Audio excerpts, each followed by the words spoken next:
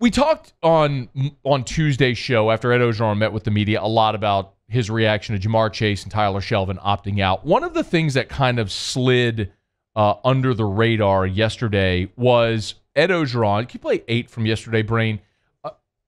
The news last week was that, if you remember, the bulk of the all but 4 offensive linemen were in quarantine. Well, Ed Orgeron did give us an update on that. Yeah, our whole offensive line was back as far as I know yesterday. It was good to see them. As far as I know, the whole offensive line was back practicing. And I'm not going to give numbers, but, here's what happens. There's a couple of guys that are going to be positive, maybe more. But there's some guys that are going to be around them, so they have to get quarantined. It's just like it is. But you know what? It's good that it happened now and not in the middle of the season. I tell you what, our team did a great job of adjusting. Our coaching staff did a great job of adjusting. So we got a whole offensive line back. We had a very physical practice yesterday. We didn't have any physical practices last week because of that. And it's just a situation. And it may come up with another unit. We just have to deal with it. So the entire offensive line is back, sans one person. Ed Orgeron also announced yesterday that Joseph Evans is switching positions. I'm going to tell you that this was a hard decision. Joe Evans was doing really, really good on the offensive line. I mean, really, really blocking well. I talked to him today. I think that he has a chance to play on defense. So we're going to move him to defense today to add some depth, especially inside. All right, so I want to what I'd like to do is assess kind of where LSU is on both lines of scrimmage and understand why that news is significant, okay? So remember, you've already lost Neil Farrell. You've lost Justin Thomas on your defensive line. And then Tyler Shelvin opts out.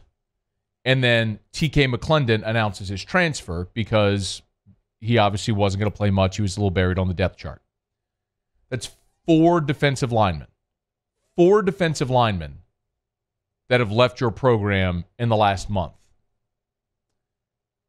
It's forced Ed Orgeron, even though they feel like they got great depth on the D-line. And Ed said that yesterday because they're excited about guys like Jaquelin Roy and Jacoby and Guillory, and Apuaika's still there, and Glenn Logan's back. And you feel good about a lot of those interior guys, but you've lost a lot of bodies. So now they're taking Joe Evans and moving him from offense to defense. I always say actions speak louder than words, and this is indicative of that. When you move a guy from a very thin position to another position to add depth, that's an indicator that that position wasn't very deep, right? And that's what they did with Joseph Evans. Keep in mind, with respect to LSU's offensive line, I really like the first 5. I like them a lot. I like LSU's entire first 22. I think LSU's first 22 is good enough to play with anybody in the country.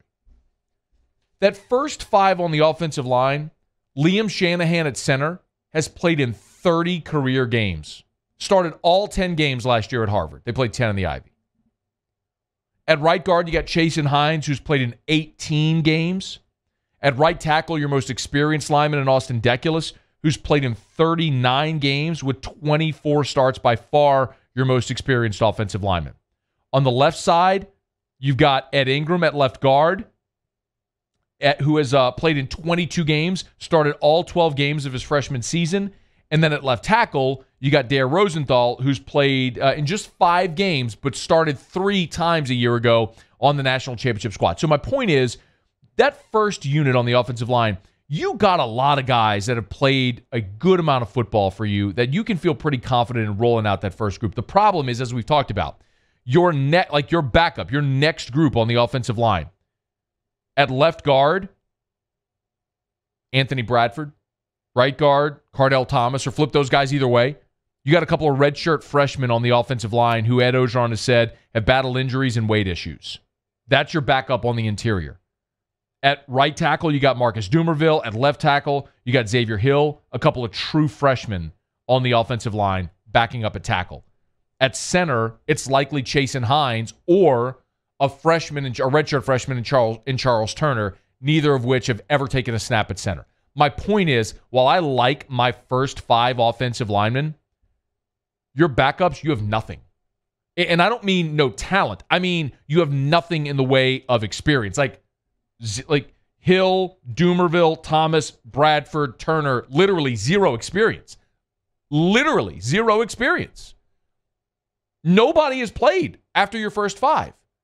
That's a gigantic issue.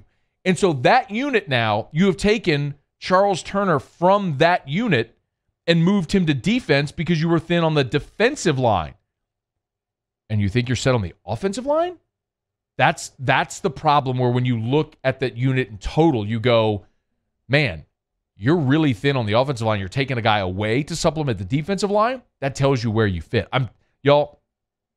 I really like the way the first 22 shape up for LSU.